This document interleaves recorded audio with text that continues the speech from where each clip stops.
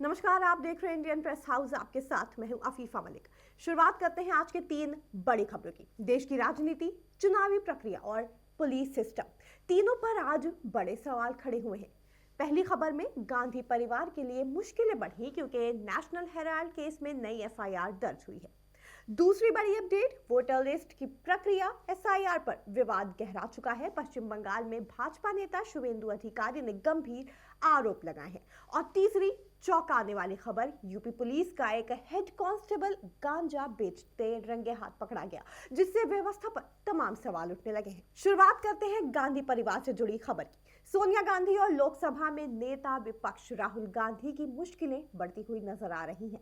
Delhi police की economic offence wing यानी कि ईओडब्ल्यू ने नेशनल हेराल्ड मामले में नई एफआईआर दर्ज कर ली है। इस एफआईआर में कांग्रेस के वरिष्ठ नेता सोनिया गांधी, सांसद राहुल गांधी और 6 अन्य लोगों के नाम शामिल किए गए हैं। ये कार्रवाई ईडी की शिकायत के बाद की गई है। आइए अब आपको बताते हैं कि क्या है पूरा मामला। एफआईआर के मुताबिक कांग्रेस से जुड़ी कंपनी एसोसिएटेड जर्नल्स लिमिटेड यानी कि एजेएल को धोखे से अपने कब्जे में लेने की साजिश रची गई। एजेएल पर धोखाधड़ी से कब्जा करने का आरोप लगाया गया है। साथ ही ये भी आरोप है कि यंग इंडियन नाम की कंपनी के जरिए एजेएल की लगभग 2000 करोड़ रुपए की संपत्ति पर कंट्रोल हासिल किया गया, जबकि लेन देन सिर्फ महज कुछ लाख रुपयों का ही दिखाया गया। ईडी ने अपनी जांच रिपोर्ट दिल्ली पुलिस के साथ शेयर की थी, जिसमें पीएमएलए के सेक्शन 66 सब सेक्शन 2 के तहत अनुसूचित अपराध दर्ज करने की सिफारिश की गई। ईडी की रिपोर्ट में कहा गया कि यंग इंडियन को डॉटेक्स नाम की कोलकाता की एक संदिग्ध कंपनी ने 1 करोड़ रुपए दिए। इसके बाद यंग इंडियन ने कांग्रेस को सिर्फ 50 लाख रुपए देकर एजेएल पर कब्जा कर लिया, जबकि इसकी प्रॉपर्टी की वैल्यू हजारों करोड़ बताई गई। अब आपको बताते हैं कि एफआईआर में किन किन लोगों के नाम शामिल किए गए हैं। एफआईआर में इन बड़े नामों को आरोपी बनाया गया है।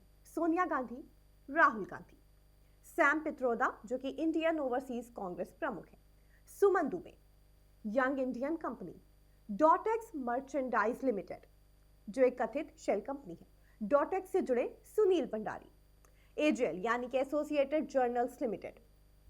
ईडी ने अपनी जांच में पाया कि एजेएल की 2000 करोड़ की संपत्ति बेहद ही कम कीमत में यंग इंडियन ने ले ली। एजेंसी का दावा है कि यंग इंडियन में सोनिया और राहुल गांधी का बड़ा हिस्सा है। ईडी ने सामने रखा कि यह पूरा कदम पर्सनल बेनिफिट के लिए उठाया गया। सोनिया गांधी और राहुल गांधी से कुछ साल पहले ईडी ने इस मामले में घंटों पूछताछ भी की थी। वहीं ईडी ने इस केस में prevention of money laundering act के तहत सोनिया गांधी, राहुल गांधी, सैम पित्रोदा, सुमन दुबे और कई वरिष्ठ कांग्रेस नेताओं को आरोपी बनाया है।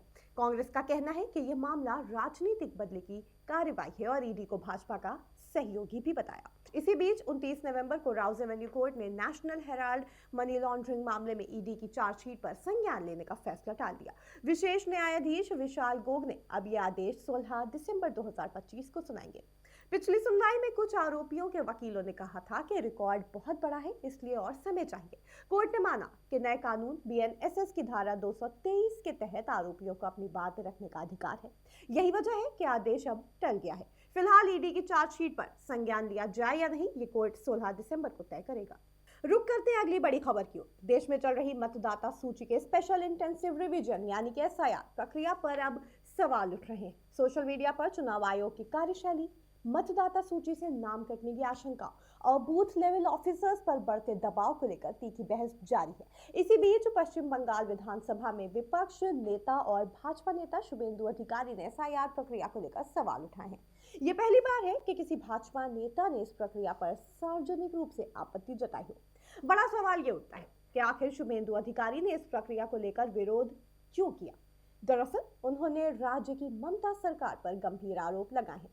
सिलीगुड़ी में मीडिया से बातचीत करते हुए उन्होंने कहा कि राज्य प्रशासन मतदाता सूची में व्यक्तिगत और अनियमित हस्तक्षेप कर रहा है और बड़े अधिकारी आयोग लोगों को लिस्ट में बनाए रखने से सक्रिय रूप से शामिल है।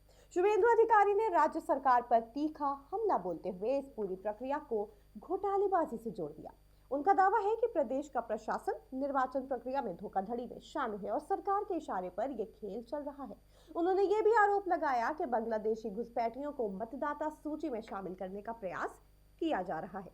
इसके अलावा उन्होंने कहा कि वरिष्ठ अधिकारी जिला निर्वाचन अधिकारी, इलेक्टोरल रजिस्ट्रेशन ऑफिसर और असिस्टेंट इलेक्टोरल रजिस्ट्रेशन ऑफिसर को सीधे निर्देश दिए जा रहे हैं ताकि कुछ नाम गलत तरीके से लिस्ट में बने रहें। शुभेंदु अधिकारी ने मुख्य चुनाव आयुक्त ज्ञानेश कुमार को इस पूरे मामले को लेकर पत्र भी लिखा है। अधिकारी ने ममता सरकार पर यह भी आरोप लगाया कि वो सभी मुसलमानों को अल्पसंख्यक का लेबल देकर वोट बैंक राजनीति कर रही है, चाहे वो उर्दू बोलने वाले हो या फिर बंगाली। उनका कहना है कि ममता सरकार राष्ट्र विरोधी है। इसके अलावा उन्होंने एसआईआर प्रक्रिया की धीमी गति पर भी सवाल उठाए हैं और इसे लेकर असंतोष जताया। पश्चिम बंगाल में भी बीएलओ कर्मचारियों की मौतों का मामला चिंता का विषय बन चुका है। ममता सरकार लगातार चुनाव आयोग पर दबाव डाल रही है और इस मुद्दे को लेकर तीखी प्रक्रिया दे रही है। राज्य में लगातार बीएलओ के मरने की खबरें सामने आ रही हैं और यह मामला लगातार गहराता जा रहा है। एसआईआर प्रक्रिया को लेकर सुप्रीम कोर्ट में आज सुनवाई के दौरान पश्चिम बंगाल याचिकाकर्ताओं के वकील ने दावा किया कि राज्य में एसआईआर के दौरान अब तक 23 बीएलओ की मौत हो चुकी है। इस गंभीर आरोप पर कोर्ट ने पश्चिम बंगाल राज्य चुनाव कार्यालय से 1 दिसंबर तक लिखित जवाब तलब किया है। तीसरी खबर उत्तर प्रदेश से। रात के अंधेरे में हाईवे के किनारे कोई सौदा चल रहा था। पुलिस गश्त कर रही थी, लेकिन जब आरोपी का चेहरा सामने आया तो सबके होश उड़ गए, क्योंकि वो कोई आम तस्कर नहीं बल्कि वर्दी में छुपाए कानून का रखवाला था। यूपी के आजमगढ़ से आई इस चौंका देने वाली घटना ने फिर वही बड़ा सवाल खड़ा कर दिया है, जिन पर जनता की सुरक्षा की जिम्मेदारी होती है। जब वही कानून तोड़ने लगे तो व्यवस्था का क्या होगा। देवगांव थाना क्षेत्र में तैनात हेड कांस्टेबल दीपक चौधरी को पुलिस ने 38 ग्राम अवैध गांजा बेचते हुए गिरफ्तार कर लिया। हैरानी की बात यह है कि गिरफ्तारी के वक्त वो ड्यूटी पर नहीं बल्कि नशे की तस्करी में लगा हुआ था। लालगंज चौकी इंचार्ज रात में अपनी टीम के साथ गश्त पर थे। इसी दौरान मुखबिर से सूचना मिली कि एक व्यक्ति लोगों को नशे का सामान बेच रहा है। सूचना के आधार पर पुलिस मौके पर पहुंची और आरोपी को दबोच लिया।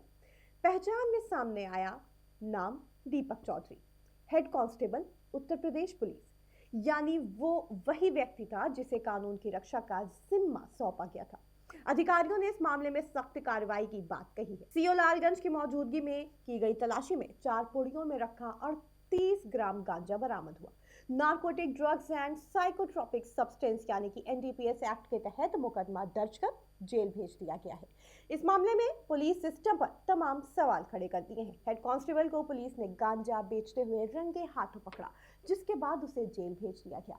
घटना ने आम लोगों के बीच ये बड़ा सवाल खड़ा कर दिया है कि जब वर्दी वाले ही नशे का कारोबार करेंगे तो अपराध कैसे रुकेगा। एसएसपी डॉक्टर अनिल ने बताया कि आरोपी हेड कांस्टेबल को गिरफ्तार कर लिया गया है और साथ ही आश्वासन भी दिया कि सख्त कानूनी कार्रवाई होगी। लेकिन इस गिरफ्तारी के बाद जनता के मन में कई सवाल खड़े हो रहे हैं।